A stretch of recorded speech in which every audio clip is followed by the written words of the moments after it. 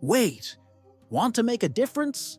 For every 1,000 subscribers and likes, I'll donate $100 to a senior in need. Help me help the elderly. Subscribe now.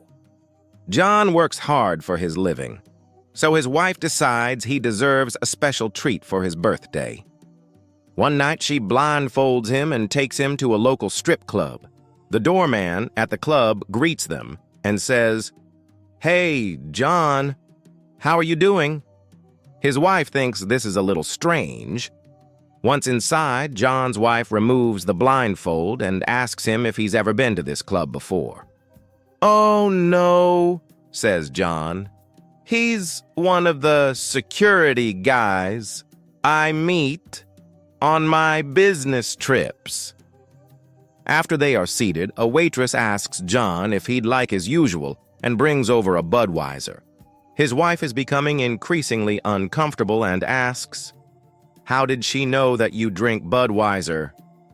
"Oh, I recognize her. She's the waitress at the bar around the corner from work. I always drop in there and have a Bud on Fridays," replies John. Next, a stripper comes over to their table, throws her arms around John and says, "Hi, Johnny. Want your usual table dance?" John's wife, now furious, grabs her purse and storms out of the club. John follows her and spots her getting into a cab. Before she can slam the door, he jumps in beside her.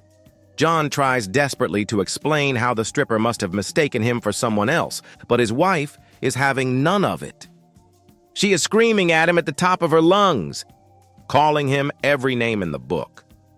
Just then, the cabbie turns around and says, "Geez, John, you picked up a real piece of work this time."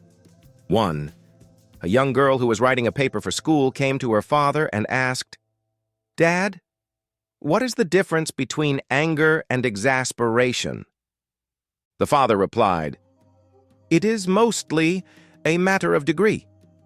Let me show you what I mean." With that, the father went to the telephone and dialed a number at random.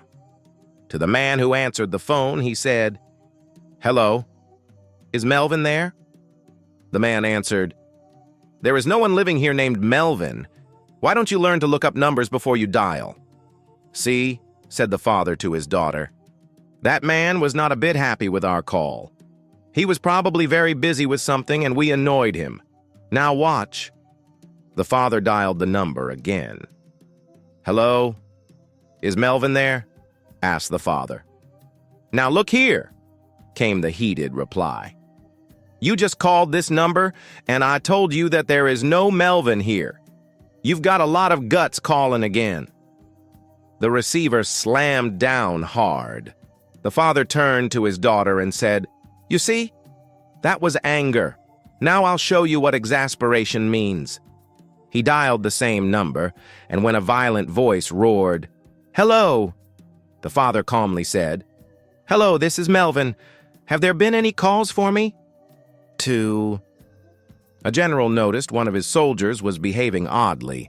The soldier would pick up any piece of paper he found, frown and say, "That's not it," and put it down again. This went on for some time, with calls of, "That's not it," sounding outside until the general arranged to have the soldier psychologically tested. The psychologist concluded that the soldier was deranged and wrote out his discharge from the army. The soldier picked it up, smiled, and said, "That's it." 3. Steve from Texas is waiting for his big surgery when his anesthesiologist walks into the room with his equipment. Steve swallows nervously and asks, "Excuse me, would you mind explaining to me how you'll put me under? This is my first time." "Oh, sure," said the anesthesiologist kindly. "Don't worry. I only use the best drugs and I have lots of experience measuring just the right amount. You won't feel a thing and will wake up with no side effects at all." "Oh," breathed Steve. "That's awesome. Thanks, Doc." "Sure," said the doctor. "By the way, are you insured with any of our—" "No," said Steve. "I don't have insurance." "Ah, I see," says the anesthesiologist, and begins to sing. "Twinkle, twinkle, little star." 4. A rope walks into a bar. The bartender looks at it and immediately says, "Get out! We don't serve ropes here." The rope is understandably offended and says, "What? Why?" The bartender shakes his head. "I'm sorry, but your kind have been too much trouble in the past. One of our staff getting accidentally hanged was the last straw. It's nothing personal, but you have to leave." The rope complied, but felt very upset. He went home and talked to some friend ropes who encouraged him to stand up against the discrimination. Feeling emboldened, the rope tied himself up in various ways and pulled his ends apart until they were poofy. He was nearly unrecognizable. He walked back to the bar and confidently through the door. The bartender peered at him with narrowed eyes. "Hey," he said suspiciously, "aren't you a rope?" The rope replied, "Nope, I'm afraid not." 5. A doctor buys the best car on the market, a brand new Ferrari GTO.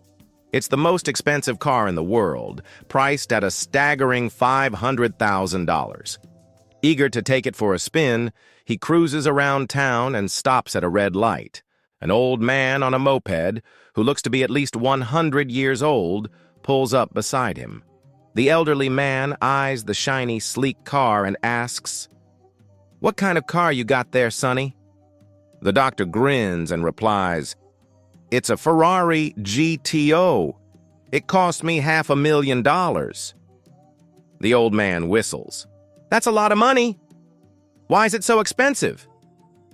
"Because this beauty can hit 250 miles an hour, the doctor says proudly. "Mind if I take a look inside?" asks the old man. "Not at all," the doctor replies.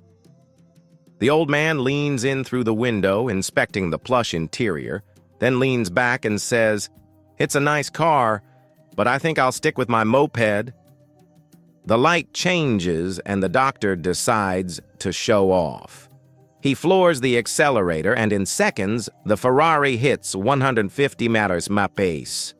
Suddenly, in his rearview mirror, he notices a tiny dot growing larger. Before he can process what it is, whoosh! Something zooms past him at an unbelievable speed. "What could possibly be faster than my Ferrari?" he mutters. Determined to find out, he pushes the car to 175 mph brace. Ahead, he spots the old man on his moped, speeding past him like a blur. Shocked, the doctor accelerates further, passing the moped at 210 mph. But just as he begins to revel in his victory, whoosh! The old man is back, gaining on him again. Frustrated and amazed, the doctor floors it, reaching the car's top speed of 250 mph. Yet, moments later, the moped catches up again and crashes into the back of the Ferrari, crumpling the rear end. Panicked, the doctor slams the brakes and runs to check on the old man, who is miraculously alive amidst the wreckage. "Oh my gosh, are you okay? Is there anything I can do for you?" the doctor asks. The old man, barely able to whisper, rasps, "Yeah. Unhook my suspenders from your side mirror." 6. 3 youngsters were in the midst of a spirited debate to determine who had the swiftest dad. "My dad is the fastest!" Anya exclaimed excitedly. "He's a builder and can chuck a brick off the 5th floor, race down the stairs, and catch it before it even hits the ground." "That's nothing," Brad boasted. "My dad is much faster. He's a professional archer and can target an arrow at a wolf's head, fire it, and then run and grab the creature before the arrow even lands." "Incredible," exclaimed Tommy. "But I think my father is way faster." "What makes you say that?" asked Anya and Brad curiously. "My father has been working at the DMV for 20 years, Tommy answered. He's expected to be off work at 5 p.m., but he's so speedy he's home by 1. 7. A big bus stops at a roadside eatery. The passengers flood inside the eatery, and as they take their respective seats, the driver calls the manager aside and explains, "Look, sir, we're from the mental asylum down the road. I'm taking the inmates for a ride. When they're done eating, they will insist on paying with bottle caps like they do inside. Please humor them and accept their payments. I'll clear the entire check at the end." So, as each passenger finishes eating and pays with bottle caps, the manager solemnly accepts them. After they were all seated in the bus, the driver approaches the manager, who presents the bill to him. The driver carefully scans the bill. "Excellent. I'm grateful for your cooperation. You don't know how hard it is to handle these people. Now, would you have change for a hubcap?" 8. A carpet layer had just finished installing carpet for a lady. He stepped out for a smoke, only to realize he'd lost his cigarettes. In the middle of the room, under the carpet, was a bump. "No sense pulling up the entire floor for one pack of smokes," he said to himself. He proceeded to get out his hammer and flatten the hump. As he was cleaning up, the lady came in. "Here," she said, handing him his pack of cigarettes. "I found them in the hallway." "Now," she said, "if only I could find my gerbil." 9. Sean showed up at Mass one Sunday, and the priest nearly stumbled in surprise when he saw him. Sean wasn't exactly known for being a churchgoer. In fact, no one could recall him ever stepping foot inside. After Mass, the priest caught up with him and said, "Sean, I'm delighted to see you here. What brought you to church today?" Sean scratched his head and replied, "Well, Father, to tell you the truth, I lost my favorite hat a while back, and I really wanted it back. I remembered that Liam had a hat just like mine, and I knew he was here every Sunday. I figured he'd leave it at the back of the church during Mass. My plan was to sneak out after communion and, borrow it." The priest raised an eyebrow and said, "But Sean, I noticed you didn't take Liam's hat. What changed your mind?" Sean gave a sheepish grin and said, "Well, Father, it was your sermon on the 10 Commandments that did it." With a proud tear in his eye, the priest smiled and said, "Ah, so when I spoke about 'thou shalt not steal,' you decided it wasn't worth the risk of sinning to get your hat back?" Sean shook his head and said, "Not exactly, Father. It was when you talked about 'thou shalt not commit adultery.' That's when I remembered where I left me hat." 10. My neighbor was working in his yard when he was startled by a late model car that came crashing through his hedge and ended up in his front lawn. He rushed to help an elderly lady driver out of the car and sat her down on a lawn chair. He said with excitement, "You appear quite elderly to be driving." "Well, yes, I am," she replied proudly. "I'll be 97 next month, and I am now old enough that I don't even need a driver's license anymore." "You don't need a driver's license anymore?"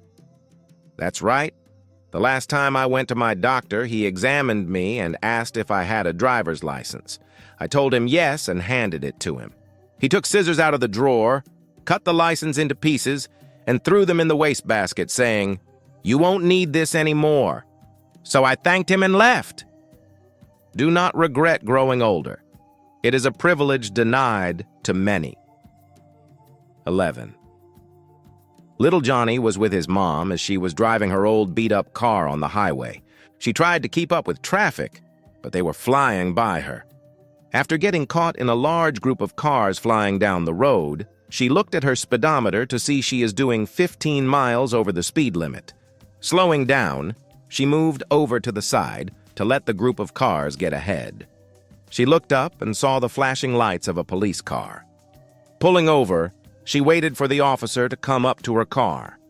As he did, he said, "Ma'am, Do you know why I pulled you over? Little Johnny piped up from the back seat. I do! It's because you couldn't catch the other cars.